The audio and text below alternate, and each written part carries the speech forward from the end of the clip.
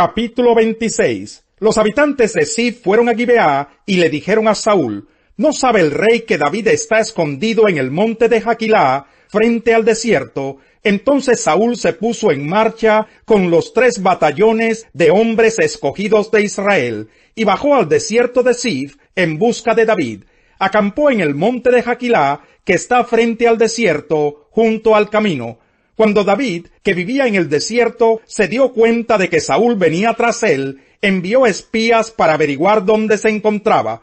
Luego se dirigió al campamento de Saúl y observó el lugar donde dormían Saúl y Abner, hijo de Ner, jefe del ejército. Saúl estaba dentro del campamento y el ejército lo rodeaba. David entonces les preguntó a Ahimelech elitita y a Abisai, hijo de Sarbia, hermano de Joab: ¿Quién quiere venir conmigo al campamento de Saúl? Yo voy contigo, respondió Abisai. David y Abisai llegaron esa noche y vieron a Saúl dormido en medio del campamento, con su lanza hincada en tierra a su cabecera. Abner y el ejército estaban acostados a su alrededor. Hoy ha puesto Dios en tus manos a tu enemigo, le dijo Abisai a David. Déjame matarlo. De un solo golpe de lanza lo dejaré clavado en el suelo, y no tendré que rematarlo. No lo mates, exclamó David. ¿Quién puede impunemente alzar la mano contra el ungido del Señor? Y añadió: tan cierto como que el Señor vive, que él mismo lo herirá. O le llegará la hora de morir, o caerá en batalla. En cuanto a mí, que el Señor me libre de alzar la mano contra su ungido. Solo toma la lanza y el jarro de agua que están a su cabecera, y vámonos de aquí. David mismo tomó la lanza y el jarro de agua que estaban a la cabecera de Saúl, y los 2 se marcharon. Nadie los vio ni se dio cuenta, pues todos estaban dormidos.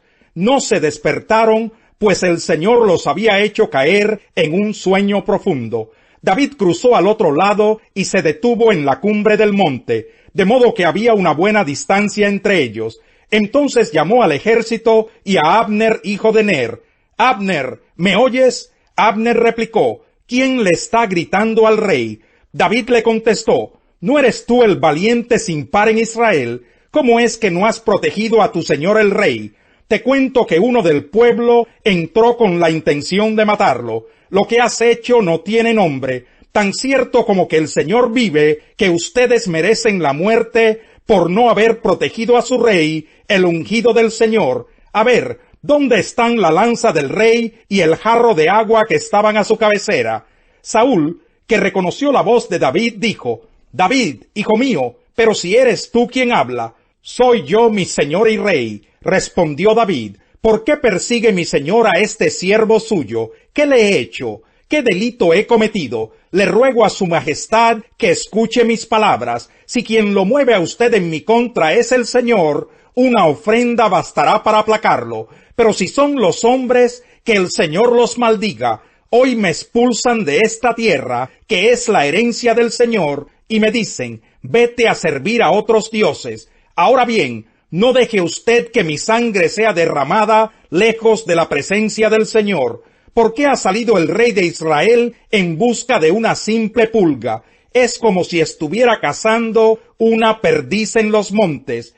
He pecado, exclamó Saúl. Regresa, David, hijo mío. Ya no voy a hacerte daño. Tú has valorado hoy mi vida. Yo, en cambio, me he portado como un necio. David respondió: Su Majestad, aquí está su lanza. Mande usted a uno de sus criados a recogerla.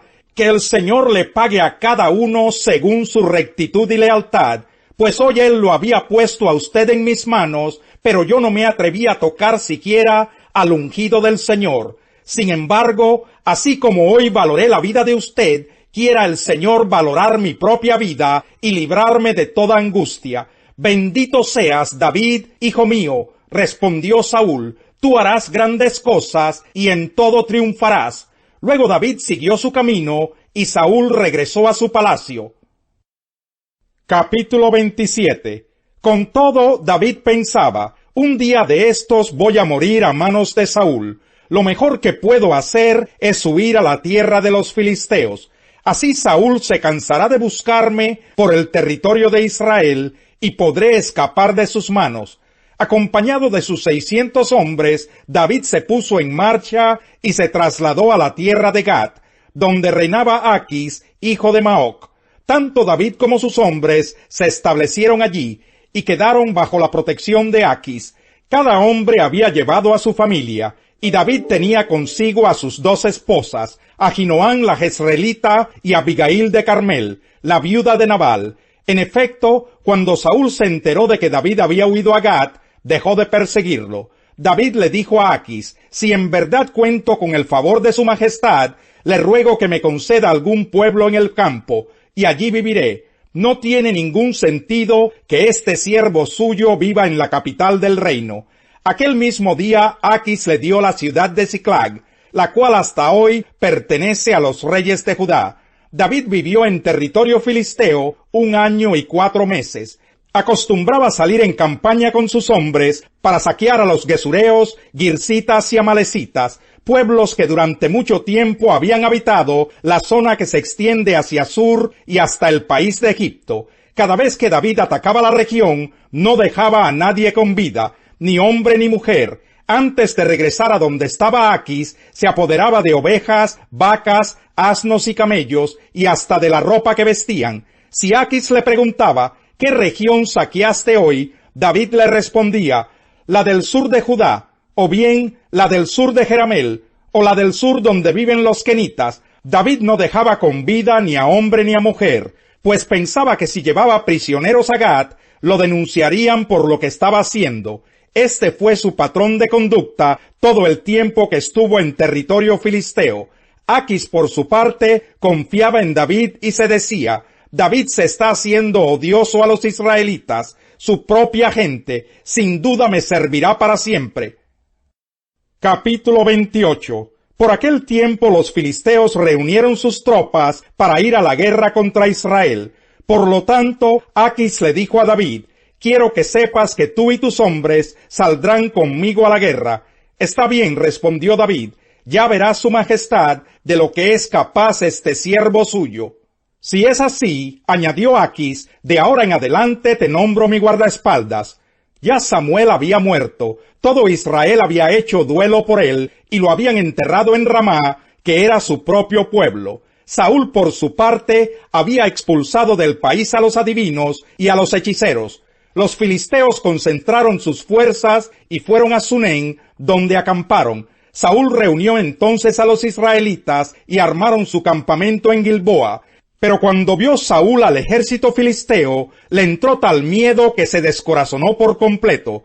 Por eso consultó al Señor, pero él no le respondió ni en sueños, ni por el Urim, ni por los profetas. Por eso Saúl les ordenó a sus oficiales: búsquenme a una adivina para que yo vaya a consultarla.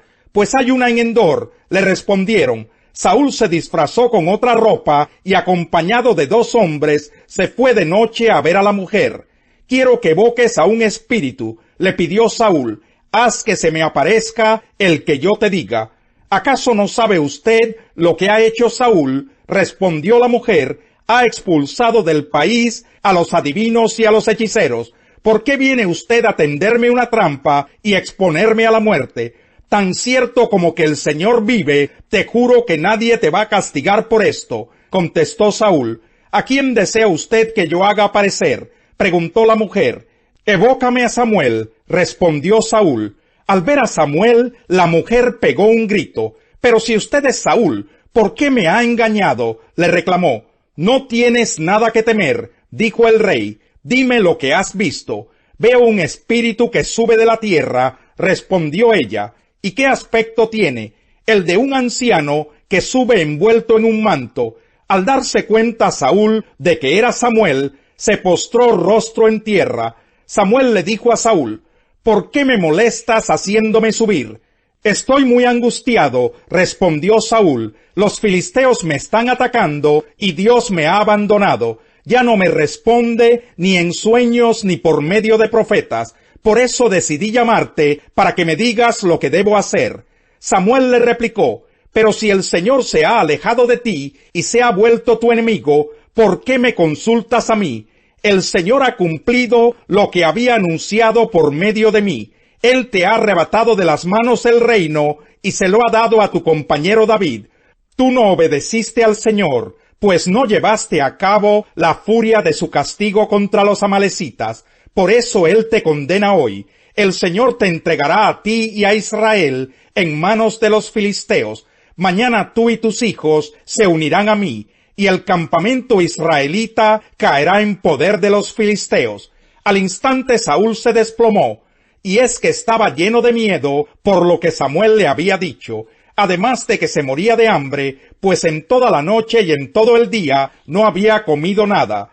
Al verlo tan asustado, la mujer se le acercó y le dijo: yo, su servidora, le hice caso a usted, y por obedecer sus órdenes me jugué la vida. Ahora yo le pido que me haga caso a mí. Déjeme traerle algún alimento para que coma. Así podrá recuperarse y seguir su camino. Pero Saúl se negó a comer. Sin embargo, sus oficiales insistieron, al igual que la mujer, y por fin consintió. Se levantó del suelo y tomó asiento. La mujer tenía en su casa un ternero gordo, al que mató enseguida. También amasó harina y horneó unos panes sin levadura. Luego les sirvió a Saúl y a sus oficiales. Esa misma noche, después de comer, todos ellos emprendieron el camino. Capítulo 11. Había un hombre enfermo llamado Lázaro, que era de Betania, el pueblo de María y Marta, sus hermanas. María era la misma que ungió con perfume al Señor, y le secó los pies con sus cabellos. Las dos hermanas mandaron a decirle a Jesús: Señor, tu amigo querido está enfermo. Cuando Jesús oyó esto, dijo: esta enfermedad no terminará en muerte, sino que es para la gloria de Dios, para que por ella el Hijo de Dios sea glorificado. Jesús amaba a Marta, a su hermana y a Lázaro. A pesar de eso, cuando oyó que Lázaro estaba enfermo, se quedó 2 días más donde se encontraba. Después dijo a sus discípulos: volvamos a Judea. Rabí, objetaron ellos, hace muy poco los judíos intentaron apedrearte, ¿y todavía quieres volver allá? ¿Acaso el día no tiene 12 horas? Respondió Jesús. El que anda de día no tropieza, porque tiene la luz de este mundo, pero el que anda de noche sí tropieza, porque no tiene luz. Dicho esto, añadió: nuestro amigo Lázaro duerme, pero voy a despertarlo. Señor, respondieron sus discípulos, si duerme, es que va a recuperarse. Jesús les hablaba de la muerte de Lázaro, pero sus discípulos pensaron que se refería al sueño natural. Por eso les dijo claramente: Lázaro ha muerto, y por causa de ustedes me alegro de no haber estado allí, para que crean. Pero vamos a verlo. Entonces Tomás, apodado el Gemelo, dijo a los otros discípulos: vayamos también nosotros para morir con él. A su llegada, Jesús se encontró con que Lázaro llevaba ya 4 días en el sepulcro. Betania estaba cerca de Jerusalén, como a 3 kilómetros de distancia, y muchos judíos habían ido a casa de Marta y de María a darles el pésame por la muerte de su hermano. Cuando Marta supo que Jesús llegaba, fue a su encuentro, pero María se quedó en la casa. Señor, le dijo Marta a Jesús, si hubieras estado aquí, mi hermano no habría muerto, pero yo sé que aún ahora Dios te dará todo lo que le pidas. Tu hermano resucitará, le dijo Jesús. Yo sé que resucitará en la resurrección, en el día final, respondió Marta. Entonces Jesús le dijo: yo soy la resurrección y la vida. El que cree en mí vivirá aunque muera, y todo el que vive y cree en mí no morirá jamás. ¿Crees esto? Sí, Señor. Yo creo que tú eres el Cristo, el Hijo de Dios, el que había de venir al mundo. Dicho esto, Marta regresó a la casa y llamando a su hermana María le dijo en privado: el maestro está aquí y te llama. Cuando María oyó esto, se levantó rápidamente y fue a su encuentro. Jesús aún no había entrado en el pueblo, sino que todavía estaba en el lugar donde Marta se había encontrado con él. Los judíos que habían estado con María en la casa dándole el pésame, al ver que se había levantado y había salido deprisa, la siguieron, pensando que iba al sepulcro a llorar. Cuando María llegó donde estaba Jesús y lo vio, se arrojó a sus pies y le dijo: Señor, si hubieras estado aquí, mi hermano no habría muerto. Al ver llorar a María y a los judíos que la habían acompañado, Jesús se turbó y se conmovió profundamente. —¿Dónde lo han puesto? —preguntó. —Ven a verlo, Señor —le respondieron. Jesús lloró. —Miren cuánto lo quería —dijeron los judíos. Pero algunos de ellos comentaban: Este que le abrió los ojos al ciego no podría haber impedido que Lázaro muriera. Conmovido una vez más, Jesús se acercó al sepulcro. Era una cueva cuya entrada estaba tapada con una piedra. —Quiten la piedra —ordenó Jesús. Marta, la hermana del difunto, objetó: —Señor, ya debe oler mal, pues lleva 4 días allí. —¿No te dije que si crees verás la gloria de Dios? —le contestó Jesús. Entonces quitaron la piedra. Jesús, alzando la vista, dijo: Padre, te doy gracias porque me has escuchado. Ya sabía yo que siempre me escuchas, pero lo dije por la gente que está aquí presente, para que crean que tú me enviaste. Dicho esto, gritó con todas sus fuerzas: Lázaro, sal fuera. El muerto salió con vendas en las manos y en los pies, y el rostro cubierto con un sudario. Quítenle las vendas y dejen que se vaya, les dijo Jesús. Muchos de los judíos que habían ido a ver a María y que habían presenciado lo hecho por Jesús creyeron en él, pero algunos de ellos fueron a ver a los fariseos y les contaron lo que Jesús había hecho. Entonces los jefes de los sacerdotes y los fariseos convocaron a una reunión del consejo. ¿Qué vamos a hacer?, dijeron. Este hombre está haciendo muchas señales milagrosas. Si lo dejamos seguir así, todos van a creer en él, y vendrán los romanos y acabarán con nuestro lugar sagrado, e incluso con nuestra nación. Uno de ellos, llamado Caifás, que ese año era el sumo sacerdote, les dijo: Ustedes no saben nada en absoluto. ¿No entienden que les conviene más que muera un solo hombre por el pueblo, y no que perezca toda la nación? Pero esto no lo dijo por su propia cuenta, sino que como era sumo sacerdote ese año, profetizó que Jesús moriría por la nación judía, y no sólo por esa nación, sino también por los hijos de Dios que estaban dispersos, para congregarlos y unificarlos. Así que desde ese día convinieron en quitarle la vida. Por eso Jesús ya no andaba en público entre los judíos. Se retiró más bien a una región cercana al desierto, a un pueblo llamado Efraín, donde se quedó con sus discípulos. Salmo 117.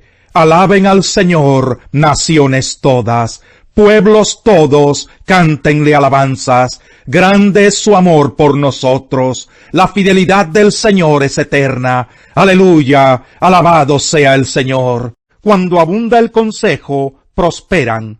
Es muy grato dar la respuesta adecuada, y más grato aún cuando es oportuna.